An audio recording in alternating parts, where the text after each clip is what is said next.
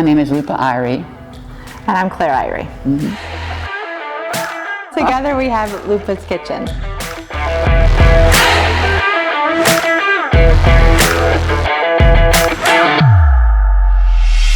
I've been involved with natural foods for many years, and so actually that was the name of a kitchen in which I worked before this one, and I had a name tag on the door that said Lupa's Kitchen, so it transferred to this new.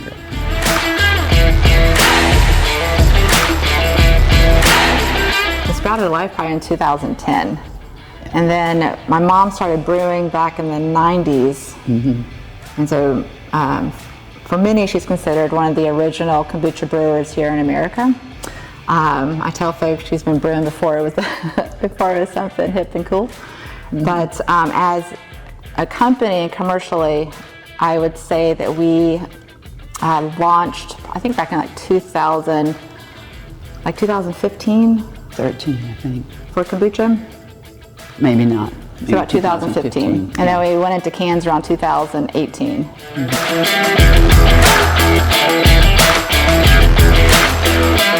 I love it. And it's known as a tea of immortality. And the beauty of kombucha is that, first of all, it's very simple to make. It's basically a southern tea that you have a mother on that will eat up all the sugar and turn it into healthy probiotics and enzymes. I'm all about internal health. How you feed your body is how you're going to live your life. And probiotics are a real key. They're the life of the body, and that's what kombucha represents.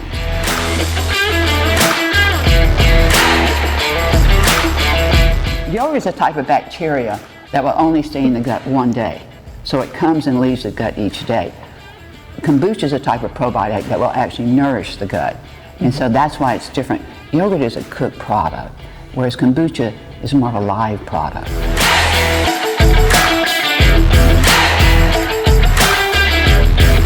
Well, now what the books will tell you is that kombucha will flush the liver. And so that's one of the main benefits of kombucha, that it flushes your liver of toxins. And I will say this too, probably within 45 minutes you're going to go pee. So that's just how it goes. So it's going to flush things out.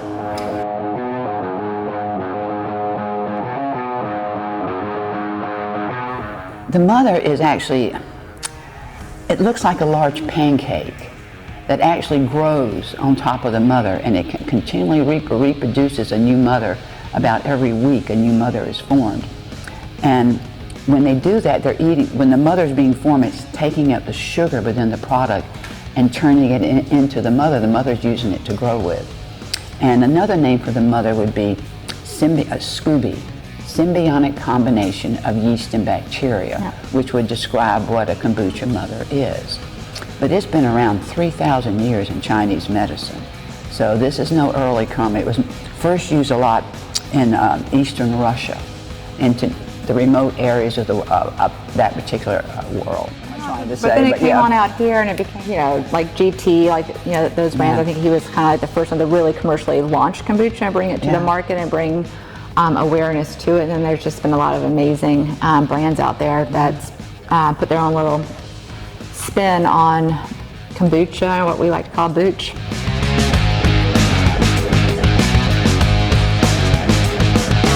So we have our flavor and profiles of kombucha they're inspired by the Caribbean.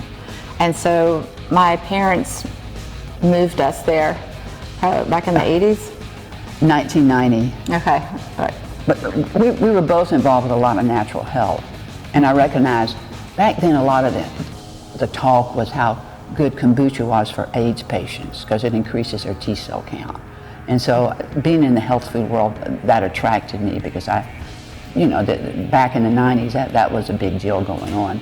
And so, but then, going to Jamaica and learning to make how simple. Someone just sent me a mushroom and actually wanted me to keep her two boys who were just got out of rehab. And when you take the boys and I'll give you the kombucha mushroom, I said, thank you for the kombucha mushroom, but I don't want your boys.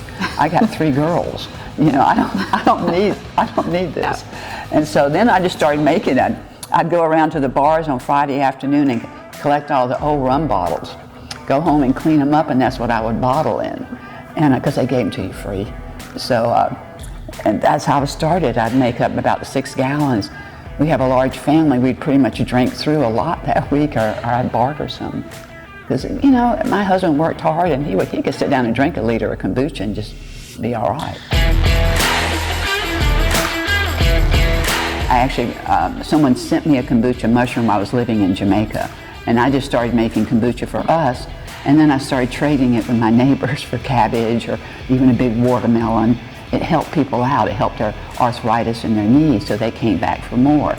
And that's really how it started for me. It was just making it for my families and doing some bartering with it. And then we just kind of, when we launched Lupa's Kitchen in 2010, and we started out as a sprouted food company and sauerkraut company, right? And we transitioned into kombucha. What we found as we scaled up from, I think it was like 30 gallons to 50 gallons to 100 gallons and now like 500 gallons. It really is all about your base, and everyone's going to have a different take on their base. And for us, we wanted a very just smooth, easy tasting kombucha that once combined with the flavoring, they both kind of work together and just kind of produces really refreshing product.